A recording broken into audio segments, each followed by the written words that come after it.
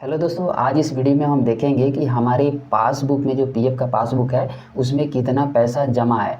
यानी हमें ये भी देखना है कि हम एक से अगर अधिक कंपनी में काम किया है तो उस कंपनी में कितनी पीएफ की पैसा जो हमारे पासबुक में जमा की थी, या फिर दूसरी कंपनी में काम किए उसमें कितना पैसा है, और लास्ट वाली कंपनी में जिसमें हम काम कर रहे हैं उसमें कितनी पैसा जमा है। या फिर आप एक ही अगर कंपनी में काम किए हैं तो भी आप देख सकते हैं कि आपके पीएफ अकाउंट में कंपनी ने कितनी पैसा जमा की हुई है।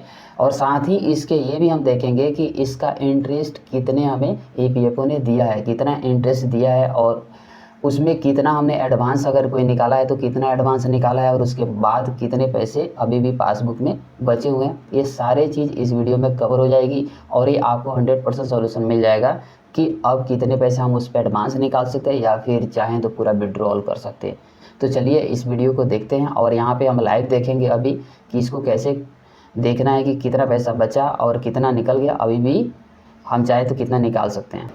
दोस्तों, पासबुक देखने के लिए सिंपली हमें गूगल पे टाइप करना होता है ईपीएफओ। उसके बाद आपके सामने ऐसे पोर्टल खुल जाएगा। इसमें सबसे फर्स्ट नंबर पे है कि मेंबर पासबुक, आप इसे ओपन कर सकते हैं। और इसमें सिंपल तरीका है कि आप अपना यूएएन नंबर और पासवर्ड डाल करके लॉगिन कर सकते हैं।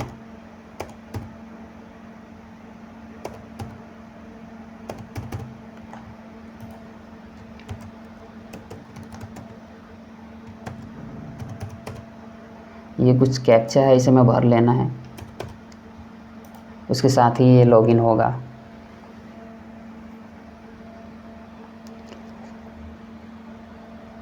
पासवर्ड को सेव नहीं करना है।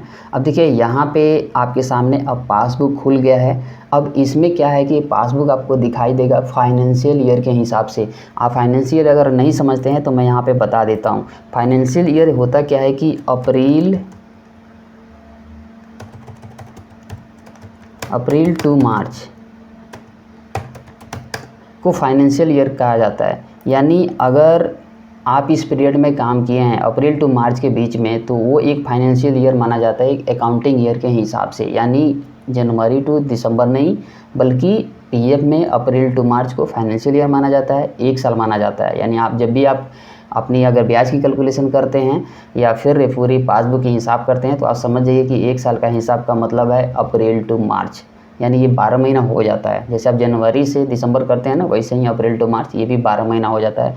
ये अकाउंटिंग ईयर के हिसाब से चलता है हमारे इंडिया में, ना कि जो कैलेंडर ईयर होता है। कैलेंडर ईयर में जनवरी टू दिसंबर होता है और इसमें फाइनेंशियल ईयर होता है अप्रैल टू मार्च। तो जब भी आप कैलकुलेट करेंगे या ये पासबुक देखेंगे तो ऐसे ही देखेंगे। अब देखिए जो पासबुक का जो पोर्टल हमारे सामने खुला है, इसमें कैसे खुला है कि पहले हमें सेलेक्ट करना है। इसमें कि पूछ रहा है कि सेलेक्ट मेंबर आईडी। ये क्यों पूछ रहा है सेलेक्ट मेंबर आईडी? इसलिए कि जिस कंपनी में अगर आप अलग अलग कंपनी में काम करने जाते हैं या फिर एक ही कंपनी आप दोबारा ज्वाइन करते हैं तो आपकी जो है मेंबर आईडी बदल जाती है। यानी इवन तो सेम रहता है लेकिन मेंबर आईडी बदल जाती है। तो उस हिसाब से पैसे एक एक मेंबर आईडी में पैसा जमा होता है। यानी आपको पासबुक देखने के लिए हर एक मेंबर आईडी में देखना पड़ेगा कि एक में पहला जो काम किया था सबसे पहले उसका मेंबर आईडी अलग होगा, उसमें कितने पैसे जमा है। दूसरा, अगर उसी सेम कंपनी में दूसरी बार ज्वाइन करके करते हैं तो दूसरी मेंबर आईडी क्रिएट हो जाएगा, तो उसमें भी देखना पड़ेगा कितनी पैसा जमा हुआ है।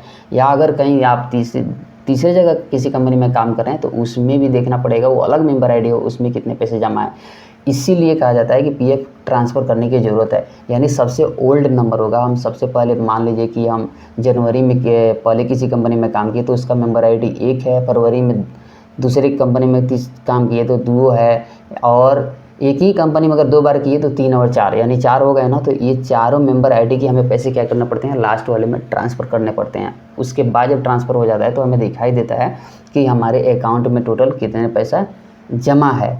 अब देखिए यहाँ पे इन्होंने जो काम किया है ना, इस सेम कंपनी में काम किया है और इनके 2 मेंबर आईडी बन गए हैं। यानी एक बार काम किया और फिर छोड़ के दूसरा बार ज्वाइन किया, या तो अलग अलग आईडी में इनके पैसे जमा है। तो हम सबसे पहले जो है ना ओल्ड आईडी जो देखेंगे उसमें कितना पैसा जमा है, जो पहली बार इन्होंने काम करके छोड़ दिया था। तो चलिए इसे सेलेक्ट करके ओपन कर लेते हैं। अभी से हम जो शो कर लेंगे तो पता चल जाएगा सबसे पहला जो हमारी मेंबर आईडी है उसमें कितनी पैसे कटी थी। तो इसमें जो है ना इन्होंने इससे पहले भी जो है ना ज्वाइन किया था, जो ऑफलाइन मोड में चल रहा था, तो यहाँ पे शो वगैरह नहीं हो रहा था, तो वो पैसे इन्होंने कुछ निकाला होगा। लेकिन जब से ऑनलाइन हुआ है तब से देखिए है कि ये 8/11/2021 को अपडेटेड अप टू 31/3/2000, यानी जब फाइनेंशियल ईयर क्लोज होता है, यानी 31 जो मैंने बताया कि मार्च जो है वो साल का अंतिम होता है, तो उसमें इन्होंने क्लोज करके बताया कि 4,593 रुपया, और एम्प्लॉयर जो कंपनी जमा किया है 1,405। ये जो है ना एम्प्लॉय शेयर ये आपका होता है, जो 12% कटता है ना ये वाला कॉलम होता है, ये वाला, और जो कंपनी जमा करती है ये वाला होता है, और ये 2 पार्ट में डिवाइड होता है, यहाँ पे पेंशन में चला जाता है। तो ये दोनों मिल करके, ये और ये कॉलम दोनों मिल करके इतना होता है। लेकिन यहाँ पे जो आपके सामने 0 दिखाई दे रहा है ना, ये क्या है कि इन्होंने अपडेटेड किया है, यानी कुछ इंटरेस्ट मिला करके अपडेटेड किया है, कितना पैसा ये जो है टोटल अभी तक का है। अब देखिए जो मेन जो कंट्रीब्यूशन इन्होंने जो दोबारा ज्वाइन किया है 8/12/2018 को, तब से इनका जमा हुआ है पीएफ फिर से। तो ये देखिए एम्प्लॉई का जो है 642 रुपये, ये 12% उनका सैलरी का कटा होगा जो भी काम किए होंगे, और 197 रुपया एम्प्लॉयर जमा किया है, और ये 445 रुपये पेंशन फंड में किया है, यानी 197 और 445 मिल करके ये भी 12%, यानी 642 रुपया होगा।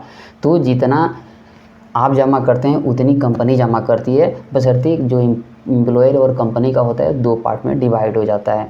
तो यहाँ पे देखिए जो पीएफ का, अब हमें तो देखना है कि हमारे पीएफ में कितनी पैसा जमा है, तो हम फर्स्ट आईडी की देख रहे हैं। तो देखिए यहाँ पे जो है ना एम्प्लॉय का शेयर 58,630, एम्प्लॉय का शेयर मतलब आपकी पैसा जो आपकी सैलरी से कटी है वो जमा हुई है 58,630 रुपये आपकी सैलरी से कट करके ये जमा हुई है। और कंपनी ने जमा किया 17,936 रुपये, ये भी आपके पीएफ अकाउंट में जमा किया। और जो 28,541 है यहाँ पे, ये जो पैसा है ना आपके पेंशन फंड में जमा किया गया है कंपनी के द्वारा। तो अब यहाँ पे समझना यह है कि अगर आप पीएफ का विड्रॉल करना चाहते हैं 10 साल से पहले, अगर आप विड्रॉल कर रहे हैं तो ये सारे पैसे निकाल लेंगे आपके, ठीक है ना, आप निकाल सकते हैं सारे पैसे। अब कैसे आप निकालेंगे ये पैसे, मैं इसको देखिए मैं डिटेल में बता देता हूँ। यहाँ पे देखिए आपकी जो 58,630 ये है ना 58,630 रुपया, और 17,936 रुपया, 17,936 रुपया, और ये जो है, और फिर ये जो है 28,541 रुपया, 28,541 रुपया। ये मैं अलग लिख रहा हूँ 28,541 रुपये, मैं बता देता हूँ क्यों अलग लिख रहा हूँ। यानी जो आप ये दोनों जो पैसे हैं ना, ये पैसे 76,566, यानी ये हो गए 76,566, यानी ये दोनों मिल करके 76,566 रुपये हो गए, जो आप इसमें से एडवांस निकाल सकते हैं, या चाहे तो पूरा पैसा ये निकाल सकते हैं। और ये 28,541 रुपया ये भी आप निकाल सकते हैं पैसे, लेकिन इस पैसे को आपको 10 साल से पहले निकालना होगा, या फिर इस पैसे को आप छोड़ देंगे तो इसके बदले में आपको मंथली पेंशन 58 साल की जब एज हो जाएगी तो मंथली पेंशन मिलेगी, ठीक है। अब यानी आप टोटल पैसे कितने निकाल सकते, यहाँ पे आप टोटल पैसे निकाल सकते अपने पीएफ अकाउंट से 1,05,107 रुपया। अब देखिए हमने पहला मेंबर आईडी का ये देख लिया कि कितना पैसा उसमें जमा हुआ है। उससे हम क्या किए 91 यानी 91 नंबर जो आईडी थी उसमें ये पता कर लिए कि कितना पैसा 1,05,107 रुपये जमा हुआ है। अब हम दूसरी आईडी हमें देखना है जो न्यूवेस्ट, यानी जो अभी उस आईडी पे ये काम कर रहे हैं वो आईडी हम खोल कर देखेंगे कि उसमें कितनी पैसा जमा है। उसके बाद दोनों को जोड़ करके पता लगाएंगे कि हमारे यूएन में, यानी हमारे यूएन में जो टोटल पैसे जमा है कितने जमा है, यानी दोनों को जोड़ करके देखना पड़ेगा।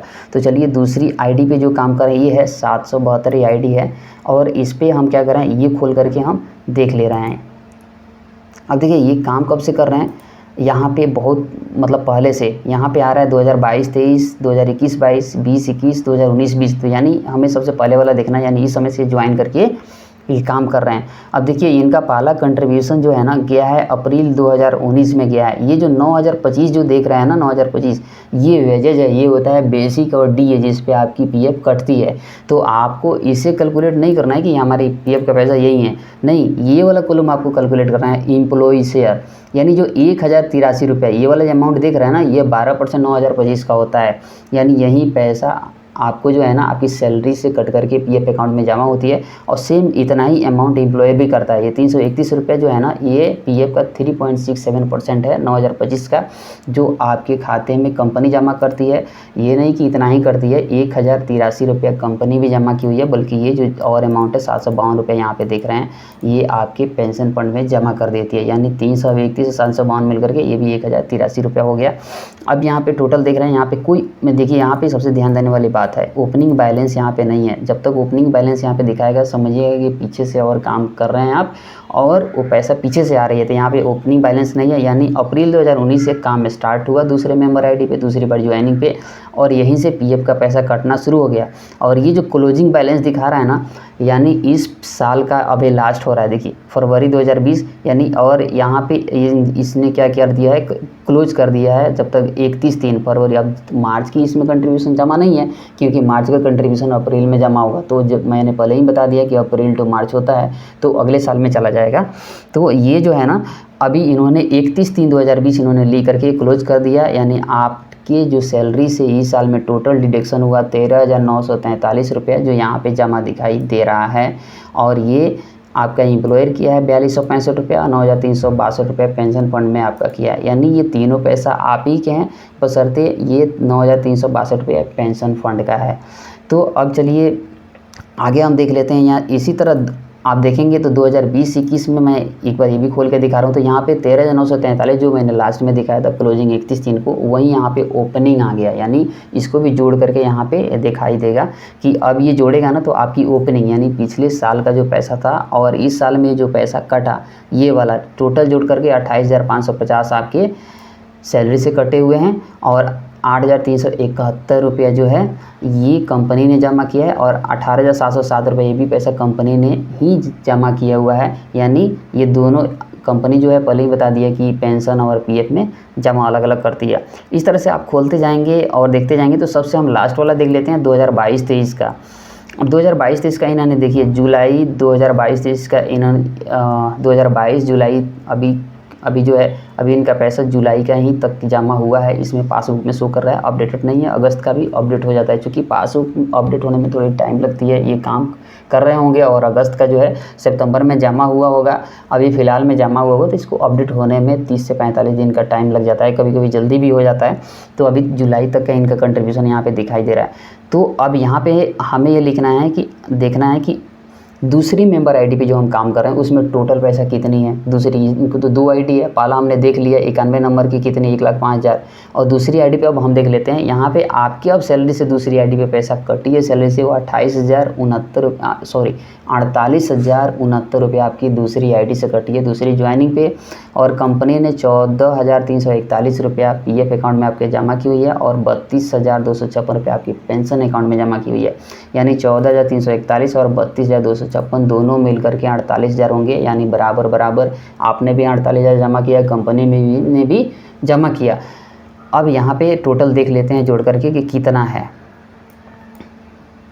अब यहाँ पे हम दूसरी आईडी पे लिख लेते हैं 771 पे, जो दूसरी बार ये ज्वाइन किए हुए हैं, इस पर हम लिख लेते हैं 48,069 रुपया, और उसके बाद 14,341 रुपया ये कंपनी ने जमा किया, 14,341 रुपया, और 32,256 रुपया, 32,256 रुपया। अब देखिए ये जो है ना, ये जो यहाँ पे मैं इसको कैलकुलेट कर लेता हूँ।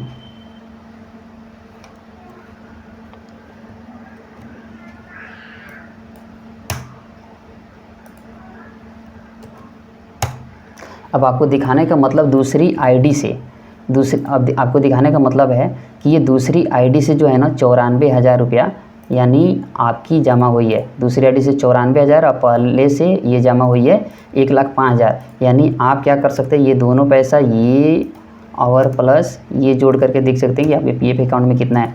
तो इनके पीएफ अकाउंट में अब 1,99,773 रुपया है टोटल। अब यहाँ पे एक और चीज़ मैं समझाने की कोशिश करूँगा। आपकी जो है ना पेंशन फंड की अलग अमाउंट कर देता हूँ। और पेंशन की है 28,541 और प्लस 32,256, यानी अब यहाँ पे देखेंगे ये 60,757। अब यहाँ पे इसको सॉरी डिलीट कर देता है। तो ये टोटल पैसा ये हो गया टोटल और ये हो गया आपकी पेंशन, यानी 60,757 रुपये इसमें पेंशन का भी पैसा जमा है। तो ये अगर आप 1,99,773 रुपये अगर आप विड्रॉल करना चाहते हैं तो आपको ये जो है ना 10 साल से पहले विड्रॉल करना पड़ेगा और पूरी पैसा आप ये विड्रॉल कर सकते हैं। लेकिन अगर 10 साल से ज़्यादा हो जाता है तो पेंशन में कन्वर्ट हो जाता है, तो इसमें से 60,757 माइनस हो जाएगा, यानी इसमें से ये वाला माइनस हो जाएगा।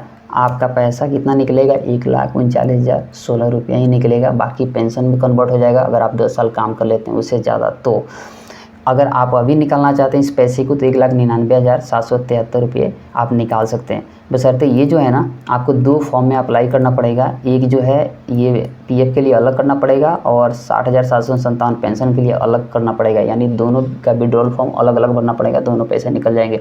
दोस्तों मेरा मेन मकसद था कि आपके पीएफ अकाउंट में कितना पैसा जमा हुआ है। अगर एक से ज़्यादा पीएफ अकाउंट है तो हम कैसे दोनों को जोड़कर देखेंगे कि कितना पैसा इसमें जमा हुआ है। तो हमने यहाँ पे बता दिया कि कितना पैसा जमा हुआ, टोटल 1,99,773 रुपया दोनों पीएफ अकाउंट के मिल करके, यानी 2 अलग अलग मेंबर आईडी थी।